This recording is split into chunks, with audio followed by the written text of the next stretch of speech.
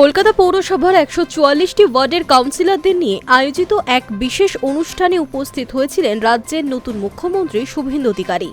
আর অনুষ্ঠানে যোগ দিয়ে মুখ্যমন্ত্রী একতার বার্তা দিয়েছেন। স্পষ্ট জানিয়েছেন, উন্নয়ন ও নাগরিক পরিষেবার ক্ষেত্রে এপক্ষ ও পক্ষ বলে আলাদা কিছুই নেই। সমস্ত রাজনৈতিক দলের জনপ্রতিনিধি ও বিধায়কেরা এই অনুষ্ঠানে সামিল হয়েছেন। তাই রাজ্যের মুখ্যমন্ত্রী হিসেবে এখানে আসতে পেরে তিনি নিজে অত্যন্ত ধন্য ও গর্বিত বোধ করছেন। একই সঙ্গে আগামী দিনে পৌরসভার কাজের ভবিষ্যৎ রূপরেখা ঠিক কী হতে চলেছে তারও বিস্তারিত ব্যাখ্যা দিয়েছেন রাজ্যের প্রশাসনিক প্রধান। কলকাতা পৌরসভার এই অনুষ্ঠানে রাজনৈতিক মতপার্থক্য ভুলে উপস্থিত হয়েছিলেন প্রাক্তন মেয়র ফিরহাদ হাকিম, মালা রায়, কাজরি বন্দ্যোপাধ্যায়, অনন্যা বন্দ্যোপাধ্যায় এবং দেবাশিস কুমার সহ একাধিক কাউন্সিলর এবং জনপ্রতিনিধিরা।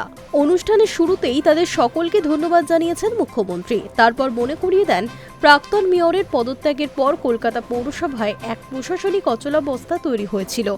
আর সেই কারণেই পুরো পরিষেবা স্বাভাবিক রাখতে রাজ্য সরকার আপাতত প্রশাসন বসাতে বাধ্য হয়েছে। তবে এই প্রশাসন মণ্ডলী যে দীর্ঘস্থায়ী নয় তা স্পষ্ট করে দিয়েছেন শুভেন্দু অধিকারী। তিনি জানান, আগামী 6 মাসের মধ্যেই কলকাতা পৌরসভার নির্বাচন বা ভোট প্রক্রিয়া সম্পন্ন করা হবে। শুধু তাই নয়, আগামী 7ই ডিসেম্বরের মধ্যে কলকাতা পৌরসভায় নতুন নির্বাচিত বোর্ড গঠন হয়ে যাবে বলেও সুনির্দিষ্ট সময়সীমা বেঁধে দেন তিনি। কলকাতার সার্বিক বিকাশে দলমত নির্বিশেষে সবাইকে একজোট হয়ে কাজ করার আহ্বান জানিয়ে মুখ্যমন্ত্রী বলেন, উন্নয়নের পক্ষে আজ আমরা সবাই এখানে একসঙ্গে এসে দাঁড়িয়েছি। আর মনে রাখবেন, উন্নয়নের স্বার্থে কোনো আলাদা পক্ষ বা দল হতে পারে না। এখানে আমরা সবাই মিলে এক পক্ষ। আমরা একা কিছু নই। আমরা সবাই মিলে একসঙ্গে কলকাতার মানুষের জন্য কাজ করব। কারণ গণতন্ত্রে সাধারণ মানুষই শেষ কথা বলে। শহরের হৃত গৌরব পুনরুদ্ধার করার উপর বিশেষ জোর দিয়েছেন মুখ্যমন্ত্রী শুভেন্দু অধিকারী।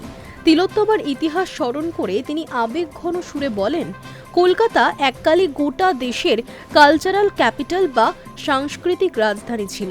এই শহরকে আবার নতুন করে সেই পুরনো গরিমা এবং অনন্য উচ্চতায় ফিরিয়ে নিয়ে যাওয়া হবে। আর সেই লক্ষ্য পূরণে তিনি ও তার সরকার দৃঢ় প্রতিজ্ঞাবদ্ধ বলে স্পষ্ট বার্তা দিয়েছেন মুখ্যমন্ত্রী। Hi News network.